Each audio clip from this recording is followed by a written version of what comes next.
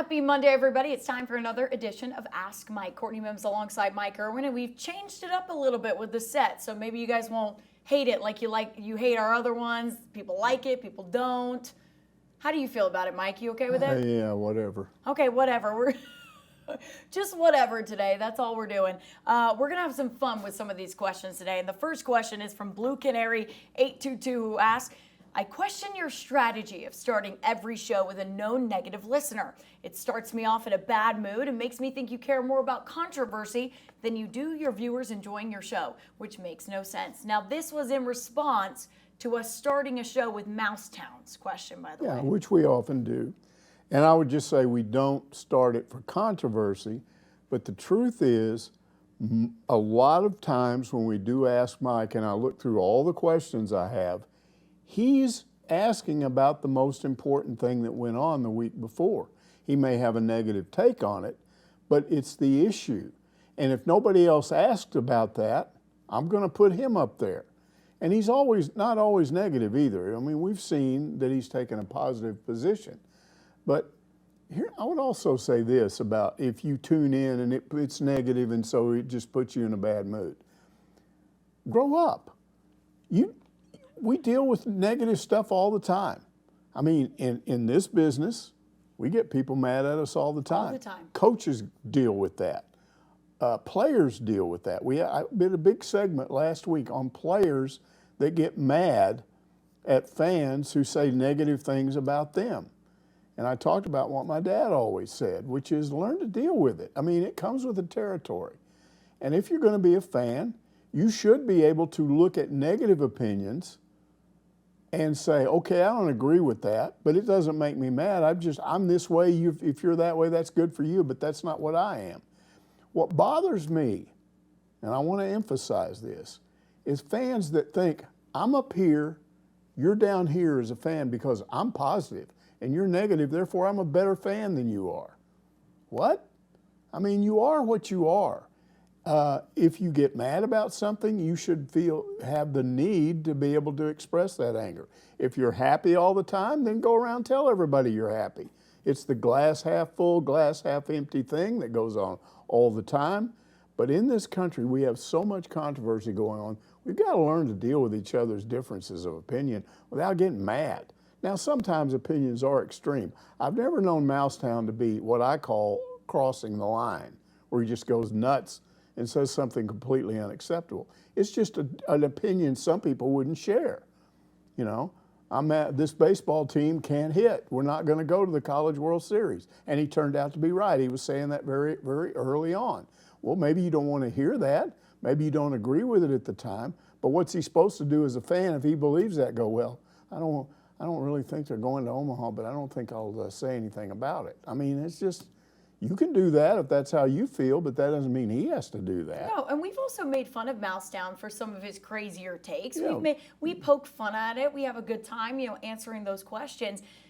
But I also want to say there's a difference between asking a negative question and also being mean for no reason, for poking. There are people that will message the players awful things, Yeah. and that's different, right? That's different. That's different than what we're talking about. You can be negative. We can poke fun at you. We have the ability to do that. And we start off his question because, like you said, most of the time he is asking the most important thing of the week. Yeah, if you have a weekend in which Arkansas didn't hit the baseball, then this whole thing comes back up about your batting philosophy. Mm-hmm. And what happened at the end of the year? What did Dave Van Horn end up saying? We're going to change the philosophy. Mm-hmm. Ooh, Mousetown might have been right, Oh, so you get goodness. mad at him, but he might end up being right. And I'm not saying he always is. I don't agree with a lot of stuff he said. But again, get yourself in a position where somebody can disagree with it. It doesn't mean it ruins your day. Yeah. I mean, I'd hate to be in that position. If it did, I'd just be walking around mad all the time instead of half the time. And to be fair, we have also started the show with some positive questions as well. We have. A couple of times he's done that. A couple of times we have started the show with a couple of good But questions. we got a question from Mousetown. I was about to say, you did this on purpose, He didn't you? He wasn't the first one. He was the second one. He was the second question today, so here we go. We've got Mousetown, and he wants to know what's your take on the swinging strike no call call that ended up costing Florida State the game against Tennessee. How can the umps be that blind? Rigged. Okay, Mousetown saying it's rigged for Tennessee.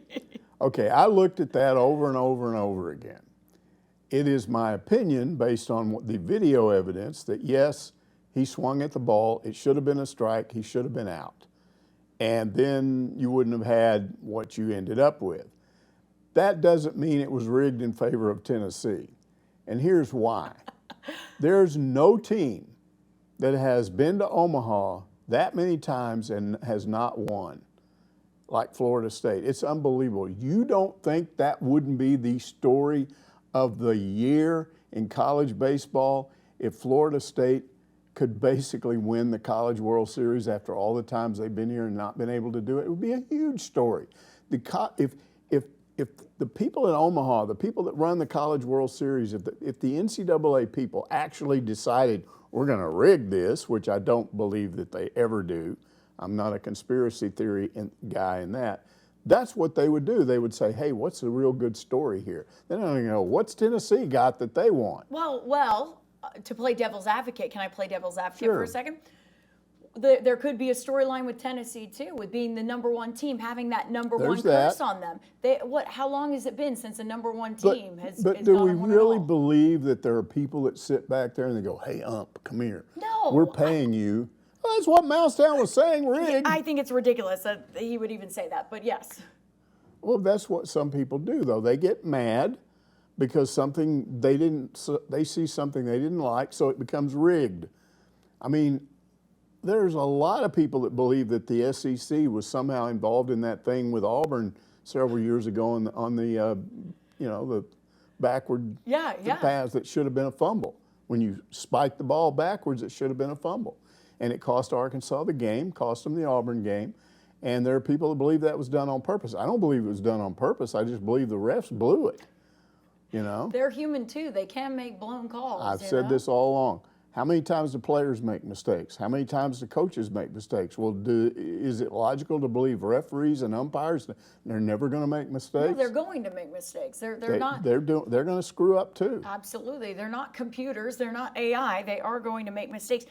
And it's funny, though, that he says, oh, it was rigged, right? There's a lot of Florida State fans on my feed right now saying it was rigged, too, because they feel very slighted. They're kind of like Arkansas fans a little bit. They're turning into Arkansas fans. They feel slighted by the fact that they think the NCAA is out to get them.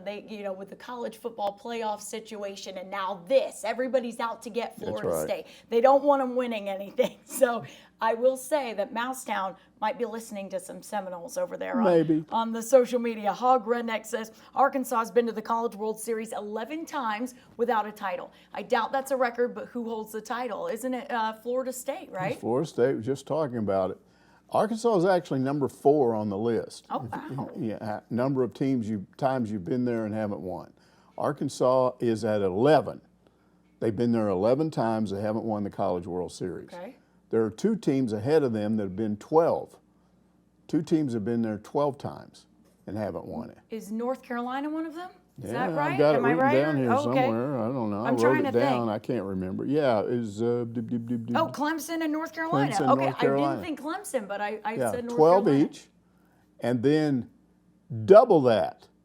And that's where you get the Florida State frustration. Imagine that. 24 times? Yeah, if you're one of those Razorback fans that are mad and you're sitting here saying, well, Dave Van Horn will never win the whole thing because I don't understand too many times. Well, Van Horn's only been there 7 times. So he's got a long way to go before he gets to the point where he's 24. He won't probably still be coaching then. So hopefully at some point he will break Arkansas's streak. But yes, that would be a huge story if Florida, and especially this year, if they came back through the losers bracket and did it. Absolutely. I think it'd be a huge story, but we'll see if that can happen, shall we, Mike? WV Hawk fan says, welcome to the ACC SEC College World Series baseball tournament. Is this the first time that all 8 teams are represented by only 2 conferences? Also, of the 8 teams, which one is the most surprising to be there and why? You better say the answer I think you will on that second question. Well, it's actually happened once before, so it's not the first time. Oh, wow. Okay. And it happened in the very first year of the NCAA baseball tournament, which was 1948. And what they created for the first NCAA baseball tournament was 2 brackets. And everybody that was in it, and you got to understand, if you go back that far, there were a lot of schools that didn't play college baseball. So I don't think you could have just 2 brackets today for your entire NCAA tournament. But there were 2 brackets, and so they took the winner of each bracket and paired them in what they called the College World Series, a kind of an experiment. Okay, this is going to be the College World Series. And instead of it being a 7-game series like the real World Series, they did it 3 games. And it was USC and who was it? I wrote You wrote it down? Yeah, look in there. I can't read all this. Yale and Southern Cal. Yale. Can you imagine Yale being in there for the first College World Series? So they were obviously from 2 different conferences, and Southern Cal won 2-1, and that was the very first College World Series in 1948. Now, the next year they went, oh, this thing's pretty good, this College World Series, so they expanded it, made it larger. And once that happened, from that point all the way up till this year, there's never been another College World Series field that had teams from just 2 conferences. Wow. So this is fairly unique, what's going on right now. Well, I'm going to say also of the 8 teams, which one is the most surprising to be there? It's got to be Florida. It's clearly Florida, right? Yeah, I mean, because that's your answer. they finished 1 game above 500 in the regular season and 2 or 3 games below 500 in the conference. Absolutely. And they're 6-2 right now in the playoffs. Well, I'll take it a step further. Every other team in the College World Series is a national seed. They're not. They were a 3 seed in the Stillwater Again, Regional. As of right now, and the game is still going on while we're doing this, but as of right now, they're 6-2 in postseason play. So, I mean, not counting the conference tournament. But that's why you go back to, that's why it's important to have a tough strength of schedule. That's why it's important to schedule there are people that will say, games. come on, you finished, 2 or 3 games below 500 in your own conference, you should get in. But they're there. I mean, they're there. And they're doing it. I mean, people did not think they were going to get to the College World Series. Were they asleep and they suddenly woke up? Kind of. They're peaking at the right time is what their players say. They're peaking at the right time. Kevin O'Sullivan was over there leaning up against a post asleep, and then when they got into the NCAA, he woke up. Yeah, absolutely. There you go. That's the story we're going to go with, Mike. KY Hogg, I went to the College World Series a long time ago when it was at the old stadium. Why did they move it? Seems like these days they keep tearing down the old stuff just to build new stuff. I hate that. Okay, I'm old school myself, and most of the time I would agree with something like this. But I went to Rosenblatt many times, and I've been to what used to be TD Ameritrade, now it's Charles Schwab Field. Charles Schwab. And there's no question the new place is superior in every way. Omaha, Rosenblatt. Okay, one of the big appeals of Rosenblatt was that it was in the middle of a big, giant city park, and then there was kind of a zoo over there, so if you got tired of hanging out before and waiting for your game to start, you could take your family over to the zoo, or you could just picnic, and a lot of people tailgated. And I remember that, and it was good in the first few ones that I went to. And it was good for us in the media because we would go, if we wanted to interview fans, we could just go find them out there right outside the stadium. They were just on the grass. And it was really good. The problem was that sometime in the late 80s, early 90s, local college people in the Omaha area and local high school kids started deciding they'd treat it like spring break in Florida. You know how kids go to Florida for spring break and raise hell? Well, they decided we'll just do this right here in Omaha. We'll just go out to the park and do it. So they were going out. A lot of them were underage drinking. They would go out, get big, huge 6 cases of beer, load them up, have a big party, and then they started getting mad at each other. And so the high school guys would yell at the college guys and threaten to whip them and back and forth. And it started spilling over into these families. I mean, you're sitting there, you've got your kids, you're eating, you're getting ready for your game, and these guys over here are mad, cussing and threatening to beat each other up, and it's like, whoa, what's going on here? So I found out one of the years that I was at Omaha that they were going to move it, that they were going to build, and I was skeptical because I thought to myself, and the person I talked to said, they're going to put it downtown. I'm going to put it downtown? What are you going to be able to do downtown? Are you going to people standing around on the sidewalks as opposed to being able to tailgate? That sounds really stupid. So he found me a city council member. and I was able to interview the guy. And he took me and showed me where they were going to build it, and then he explained the whole thing. And this is what he explained. He talked about the problems. He said, we got to do something about this. And he said, we don't have enough security for this big park. I mean, we've tried, but it's huge. Yeah. And we can't have a cop everywhere when these problems are breaking out. But he said, well, if we get downtown, he said, here's what they'll have to do. We've got all these shops and stores. They have memorabilia. They've got selling College World Series merchandise. They've got places to eat. They got things you can do, things you can go in and watch programs of different things. There's just all kinds of stuff going on in the downtown area, and that will benefit our local merchants. We're the ones that are putting this on every year, and we should get some benefit out of it too. Our merchants are helping support this, so why wouldn't we support them by directing all these people down there where all these businesses are? And that made sense. I wasn't sure how well it would work. Well, having been now several times, it is terrific. You went. Did you have stuff to do? Yep, tons of stuff. I mean, being so close to that downtown area, I mean, we walked from downtown to the stadium, back there to eat. There's things to do right around the state. I mean, it's great. I think it's great. I think it's in a great location. Yeah, that's what. And then there's several other things here. Number one, the old Rosenblatt had parking problems. The concourses and the entrances in were too small. People were always standing in these long lines and crowded. It took a long time to move them in, move them out. TD Ameritrade, now Charles Schwab Field, is like a major league park. It's got huge concourses and wide steps. And you can go in there. There's not a bad seat in the house. I walked all over that place. The seats are comfortable. You've got good viewing angles to see what you've got. And now let's talk about the field. Because at Rosenblatt, it was constructed sometime in the 50s. And here's the problem with that. They didn't have drainage things like they do now. So they were sitting there thinking, well, we can't have the College World Series. It rains sometimes, and we can't have it rained out. We got to have some way to get this field all dry. And so what they did was they built the thing where it's a dome effect. It was like everything slanted away from an area behind second base, off to the sides, off to the back, and off to the front. So if you're down there on the field, you can stand in center field and you watch somebody. I put somebody in the batter's box. This was between games. Yeah. And I'm out in center field. I can't see below their knees because their feet are down below that's how bad it sloped. Wow. It was weird, and it still sometimes didn't do the job.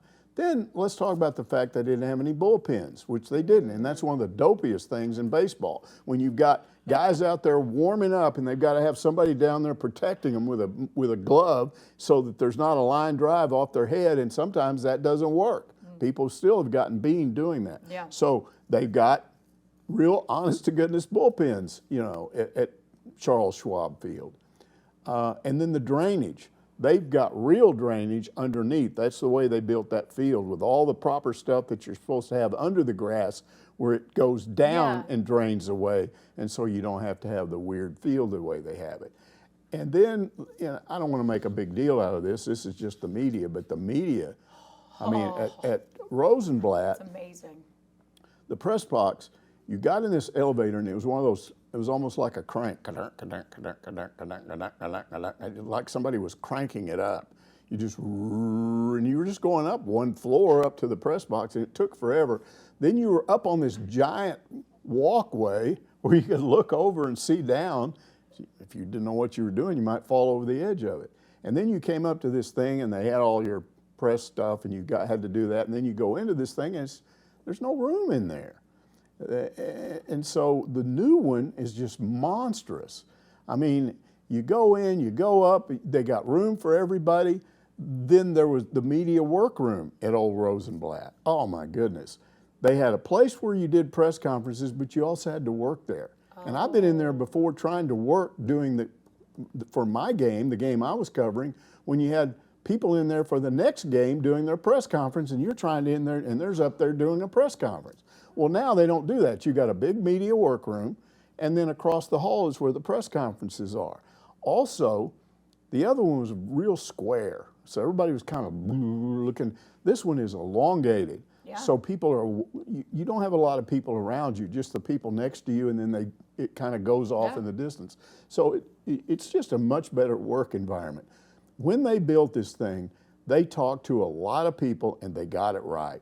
And I've said this, I was talking to one of my sons on the Father's Day thing yesterday, and he's not a big college baseball fan, but I told him, I said, going to Omaha is one of the best things I've ever been to. It is really a great sporting event. It's really something you ought to go to, all of you, one time or another. Yeah.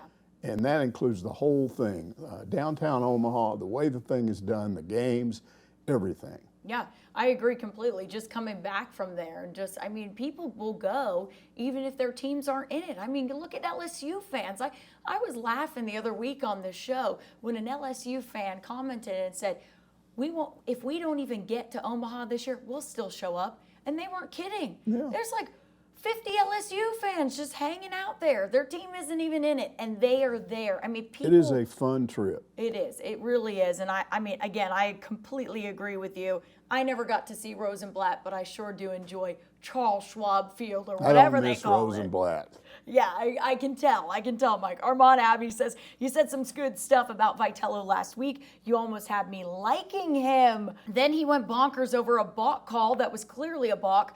I thought he acted like a little kid throwing a temper fit in front of all those people at the game. Yeah, I saw that. It was really strange.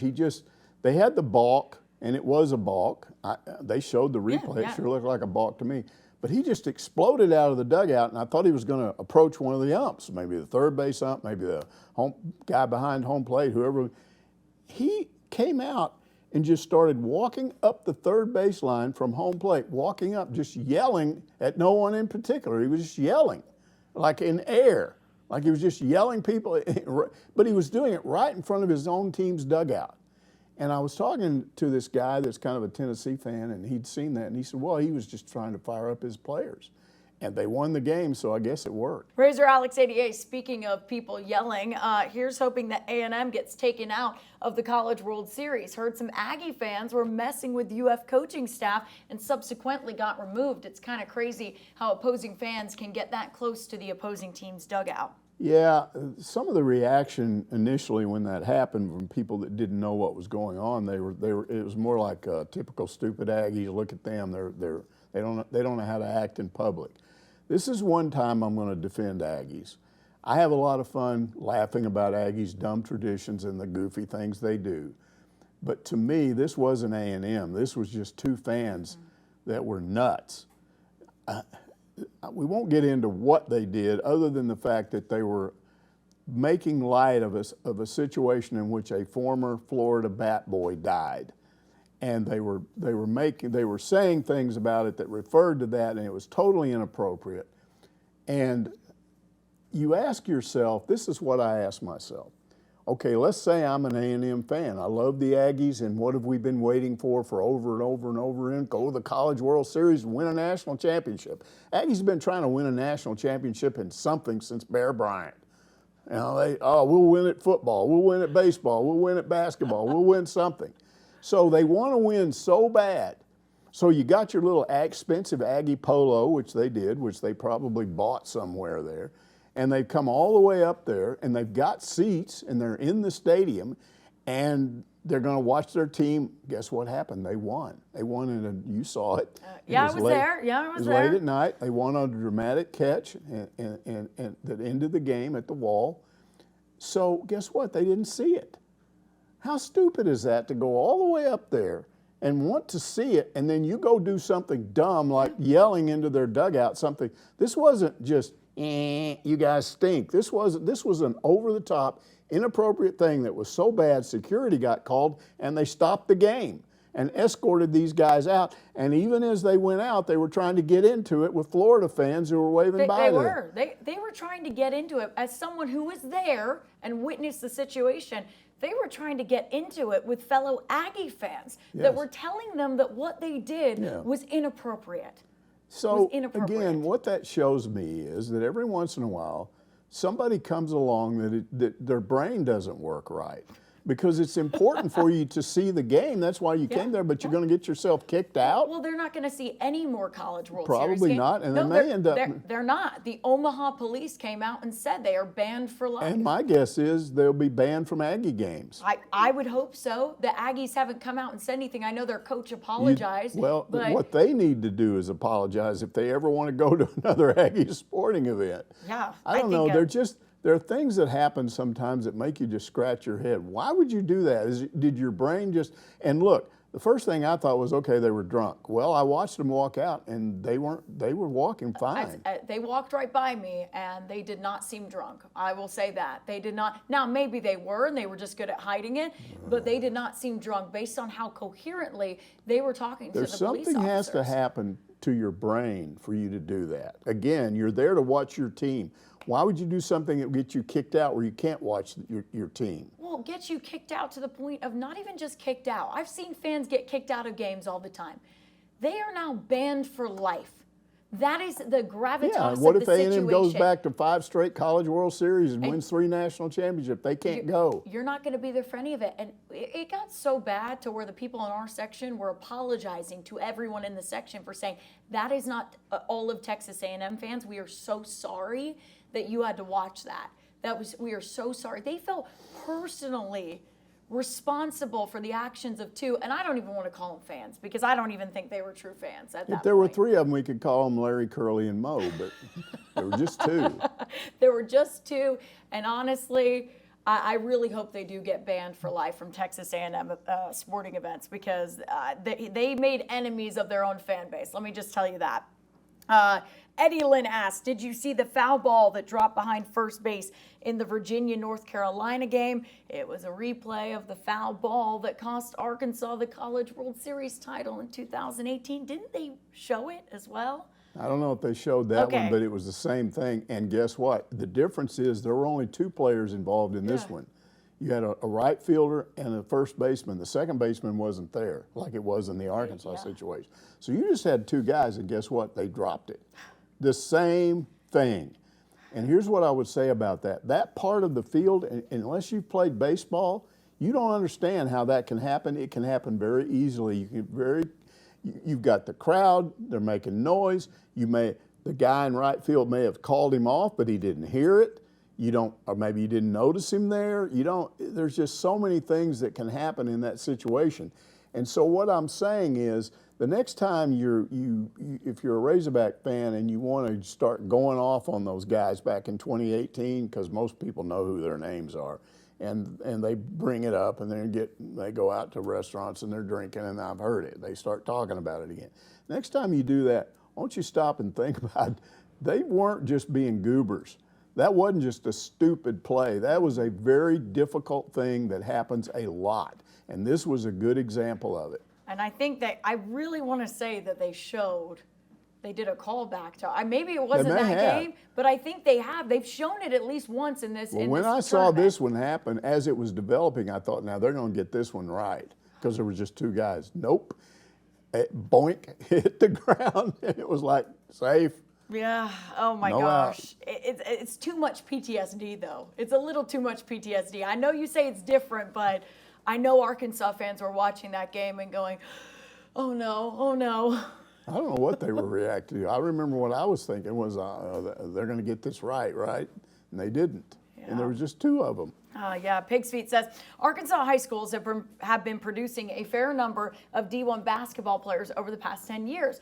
What do you think would need to happen for Arkansas high schools to produce a higher number of D1 football players in the future? I like this question. Yeah, I called and talked to some people, and the first thing I was told was that actually, considering the size of the state, the population, the number of high school athletes, football players in Arkansas that get D1 scholarships is actually not out of line with what you'd find in other schools or other states, because those states almost always have more people. So you've got more players, more schools, larger schools, or whatever. So they say you couldn't identify this as being a football poor state. Like they don't ever turn out any football players that are any good. That's not true. There is a difference, though, between what happens with football and basketball in this state. It's a couple of things. First of all, for whatever reason, Central Arkansas has always been kind of a basketball area. They love basketball there, probably more than they do other parts of the state. And for a long time, that was the major population center. It's not. There's two population centers now, big ones, one up here and down there. And there's every year, this area up here grows more and more. And there may come a day when they're about the same size. But it was pointed out to me by Kevin McPherson, our Kevin McPherson, who knows a lot about high school basketball. And he said, look, we're starting to see some really good high school basketball / AAU players out of Northwest Arkansas. So it's not just Central Arkansas, it's up here too. Now, how does that affect football? I'll tell you how it affects it, because when you got these good AAU programs, now you got to look at it from a parent standpoint. You got a kid, he's good in basketball. You get him into the AAU program because now they're going all year long. You're playing during the school year, the spring, winter into the spring of your high school season, and then so you're doing it all summer. Well, what happens is a lot of those parents, the kids get such good instruction, and they think, man, this is a chance at a scholarship. They don't play football. You know, I was at a school where people tried to play all the sports. Now, I decided I didn't like basketball, so I didn't play it.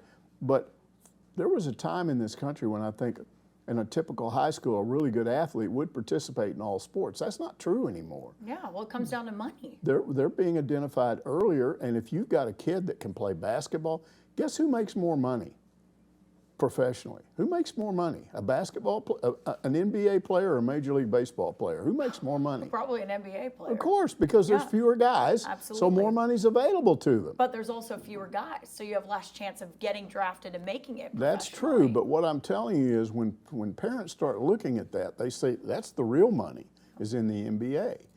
And so what happens is a lot of kids that probably might be good enough if they played football to also get a football scholarship offer, they don't play football. And Kevin told me that you will also find, and I'd have to talk to one of these people, that he said, you will find in AAU ball, kids that don't start, they sit the bench mostly, but they still stay in AAU basketball just for the chance to get one of these scholarships. So I don't think, the bottom line is I don't think the football people are doing anything wrong. You don't have the equivalent of AAU in football. They have summer leagues, but it's 7-on-7. It's not the same thing. In basketball, you're lining up and playing real basketball. In football, you do not line up with blockers and tackling and doing all the stuff and have competitive games. You're playing basically touch football is what you're doing. Yeah. That's not going to develop you necessarily if you're a running back. Might help you if a quarterback help your passing game and your wide receivers. What does it do for run blocking? You don't run block. Yeah. So what does it do for you in tackling if you're a defensive lineman? You're just standing around chasing guys, trying to touch them, you know? So it's just, they're two different sports, and the bottom line is, I was told there's nothing wrong with high school football in this state. It's not behind. It's just we don't have the same number of high school athletes in this state. Yeah, I think it's a really interesting comparison, though, to think about what's happening there, because I've talked to some parents, right? And I kind of, when I saw this question, I said, all right, I want to get the parents' perspective on maybe what's happening. And some of them told me quite point blank, some of their kids are being pushed in the direction of basketball. Yeah. We're good at basketball in this state. You should play basketball. Like you said, there's not youth programs for football players, or not enough youth programs or good youth programs in this state for young football players. And they said, basketball, there's stuff year-round, like you said. Look how it affects the Razorbacks now. I don't know what Calipari's doing, because right now he's not recruiting any of these in-state guys. It doesn't mean he won't. But nobody knows. His recruiting goes nationwide. It's a little bit different. But typically what we've had with Nolan going out all the way back to Eddie Sutton, all these coaches, if you can get two of the best players in the state every year, you're on the right path with basketball. Well, you got to get a lot more than two for football. First of all, before the portal, now the portal has changed things, but before the portal, you had to get 25 guys every year. I had somebody tell me years ago, most years in Arkansas, you might have 6, maybe 8 in a good year, different SEC difference makers. High school football players in this state that if you recruited them, they could help you win in the SEC. typically Arkansas would lose at least 2 of those guys. So some years you're down to 4, some years you got 6. Well, how does that compare with the 25 you have to have? You have to go out of state with football. And it's more of a, it to me makes it look like you don't have what you, it's just the difference in the sports. Yeah, I agree. It requires more top-level football players to stock the Razorbacks. So some of these parents may be looking at it and going, oh, yeah, but basketball, they're always good. We'll do And by the way, baseball is pretty competitive in this state, too. That's what I was going to say. And a lot of it, again, has to do with the consistency of Dave Van Horn's program. Yeah. So you're getting a lot of people going into baseball for that reason. Yeah, a lot of it has to do with what's going on in your state. If you have strong basketball, strong baseball, especially at the collegiate level, even the pro level, if you're talking about a state that has pro sports in it, I know Arkansas doesn't, but that success of those teams lead into, you can see a trickle-down effect with the high school kids going, I want to be like that guy and I'm going to play that sport. I also think it also goes down to community support and school support of those programs. Money is a big thing too. I mean, look at Texas. When you have boosters, high school boosters that are pouring money into high school football because it is a national event, or a statewide event that to go to a high school football game on a Friday night. Mm-hmm. When you have the money, the resources, and people who back you up and support it, you're going to have more kids that want to do it. I truly believe there's some of that goes into it too. And honestly, unless something's done about the portal, and we keep talking about this, you're going to see more and more outside kids coming to Arkansas. Yeah. Fewer in-state kids coming here in all the sports because they'll be forced to go into the portal and grab somebody wherever they are. Because portal is not Arkansas oriented. It's just everywhere. You got a giant portal pool, and the coaches are looking at, we need an offensive lineman. Bam, here's one. We'll pull him. It doesn't matter if he's from Alaska, if that's where he is. If he's good, right? Yeah. Doesn't matter. And I don't think the fans are going to like that because you're going to lose some of your in-state influence. Absolutely. S. Giles said, I heard your take on the latest Ole Miss nickname. Pretty funny, but I have a question. If they're now the SIP, can't Mississippi State, Southern Miss, or any other college in the state of Mississippi also be the SIP? Well, maybe if they came up with this, they had enough sense to copyright it. I bet they copyrighted it. They have to. But here's the thing. It's not really, they're not calling themselves the SIP. See, that's what I said last week. Now they're the Rebel Black Bear, now they're the SIP. It's actually, they're referring to where they are as the SIP. Come to the SIP. So maybe it's a reference to their campus. Maybe it's a reference. If I lived in a weird place called Oxford, I would rather call it the SIP. Well, Mississippi, the SIP. Mississippi, right? It seems like to me the other programs could do that too. Yeah, we're in the SIP. They could. That's what I'm saying. They could do it. They must have copyrighted it. They must have. Maybe.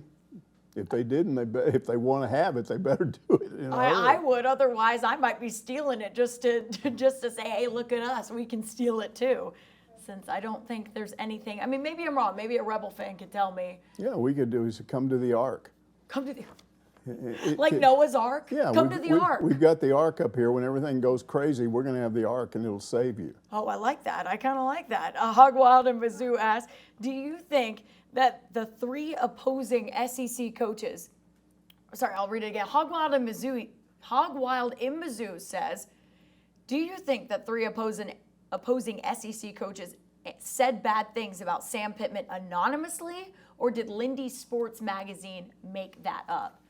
I've talked to a lot of people about this, and it varies. A lot of people tell me, look, they do that every year. They do this. That's one of their trademarks. Lindy does the anonymous coach says this. So what did they say, though? Because I didn't read it. Well, one of them supposedly said that Sam Pittman would probably be gone by Halloween. Okay, well, the national media is saying that, too. So.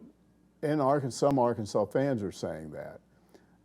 Then I can't remember. There were 3 different, they were all taking shots, allegedly. And here's what I would say about this. I'm a little skeptical. I can think of maybe 1, maybe 2 SEC coaches that would do this. And I'm not going to name them. But I think I name them? Well, I mean, Kiffin, he says a lot of crazy. Lane Kiffin would be the number one. Kiffin he wouldn't be anonymous. He'd just say it. Well, Well, he literally, you saw the whole Drinkowitz stuff with him. He's been quoted in magazines, and he's retweeting the magazines that are quoting him. So I don't know. I don't know about this anonymous thing. My attitude is, if you're a coach, keep your mouth shut, coach your own team, and don't be talking to somebody anonymously. If you're not man enough to put your name behind your opinions, then your opinions don't matter.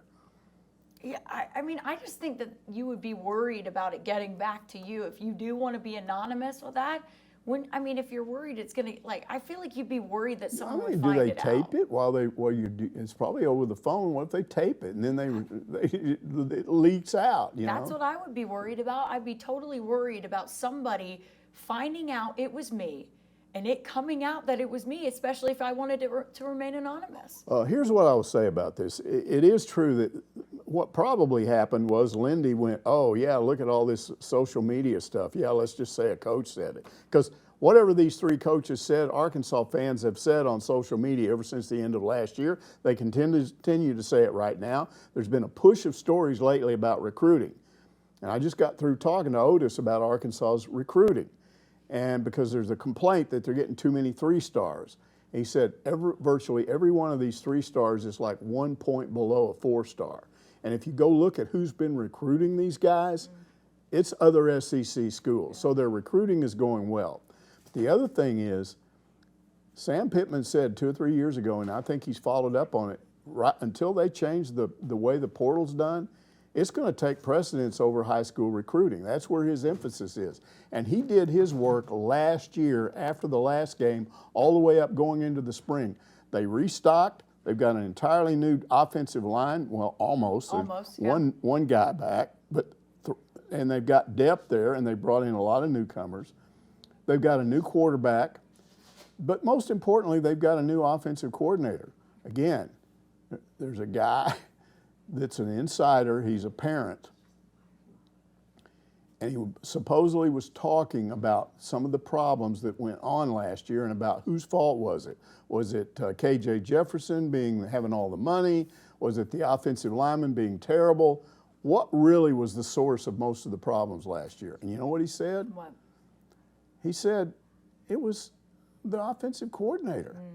He said the offense was so bad that it just had no chance of succeeding. And finally, what happened toward the end of the year, the defense got so frustrated by that they just stopped playing. It's like, what difference does it make what we do? Because if you'll remember, they were playing really well defensively for most of the season. The ironic thing was, when they finally got rid of their offensive coordinator, it worked for one game and then it went backwards again. I don't know what happened there. You would think that might have getting rid of Dan Enos. Dan Enos, and changing to something new. We should have fired them up. But come on, what are you going to come up with? You went to your wide receivers coach and said, "Give us a new offense." Huh? In 1 week? It worked for 1 week against Florida. And by the way, you've never been an offensive coordinator before, but have fun, Yeah. So I think what we've got here is a guy that's one of the best offensive coordinators and has been for years, designing offenses, making those. And let me talk about something else Otis told me. He said, this new wide receivers coach that everybody was laughing at because he was at Missouri State, he was a running backs coach, and now he's a receivers coach. He said, do you understand how good a recruiter this guy is? He said, he's working all the time. He finds people nobody knows about. They just took a quarterback that was recruited. He's from out of Texas. He was going to go to Army. And they went down and looked at and watched him catch the football and checked out his time. This guy runs just over a 21-second 220. You know what that is? That is flying. That is like 4.3, 4.2 speed. Whoa. This guy is now enrolled. He's going to be available this fall. He's 6'4", about 170, and he can fly and he can catch the football. And this guy found him and converted because everybody else was looking at him at quarterback, and he wasn't. He had some problems as a quarterback, but as a wide receiver, whoo. So you've got coaches that are going out and recruiting and finding. Yeah, Arkansas has trouble recruiting right now because of the kind of season they had last year, but they're overcoming this. And I will close this by saying one thing, because I've done this for 48 years. I've covered this football program. The best teams at Arkansas in those 48 years have always been the ones that are overlooked, that the fans say we're going to stink. It's not going to be any good this year. And every time I see that, I go, ooh, wait a minute here. So I'm sitting here thinking we could have that again. Ooh, I like closing on that. Hey, we talk about starting with a negative listener. I like that positive outlook, Mike. Wait a minute. What about my sweet Asian sauce? All right. You want to know about your sweet Asian sauce, Mike? You want to tell them what you recruited me to do? Pepper Jacks Okay. in Omaha. They have this sweet Asian sauce that you put on subs. Yeah. Best stuff I've ever had in my life. But you can't find it anywhere else. I've gone into every store buying Asian sauce, this, that. Never found anything like it. Well, you can't order it online. There's no recipe for it anywhere. All you can do is, we did find out that you can go in there and they'll give you a big container of it. Oh, yeah, huge, yeah. So you were going to do that for me. In return, I was going to root for Florida against A&M, which wasn't hard for me to do. Right, exactly. But now you've changed your allegiances, right? Because I couldn't get you the sauce because when I went Well, now I don't have to pull for Florida anymore because you didn't deliver. You don't. You technically don't. I will allow that.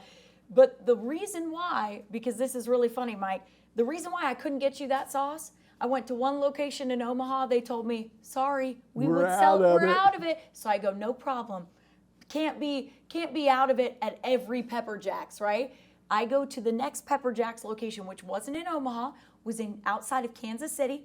And I walk in all high and mighty. I go, I know you can sell me this sauce. Please put it in a big container. And the lady goes, I wish I could sell you that sauce, but we're out of it. So Boo. 2 different locations were out of that sauce. And do you know what they told me? They said, this sauce, we've been ordering less and less of it. Because nobody likes it but me. Because nobody likes it but you, Mike. That's exactly right. So I'm going to have to write them a letter. you will have to write Pepper They Jack's need to put in a Pepper Jack's here. They do. Bring a Pepper Jack's to Fayetteville. That'd be great. Put it downstairs in our building. Oh, that sounds like a great idea. Maybe we can be franchisee owners. Let's get rid of the cookie shop down there. Get rid of the cookies. We're doing Pepper Jacks. That's what we're putting. We'll find another spot here. I know. Put it up above one floor above us. And how about this? Next time I go outside of Kansas City to Pepper Jacks, I will try and find the sauce again for you. There's 3 or 4 of them in Missouri and maybe 1 in Kansas. Yeah, I'll go and try and find it for you, okay? All right. All right, that's it. That's going to do it for this week's Ask Mike. We'll see you next Monday to answer more of your questions.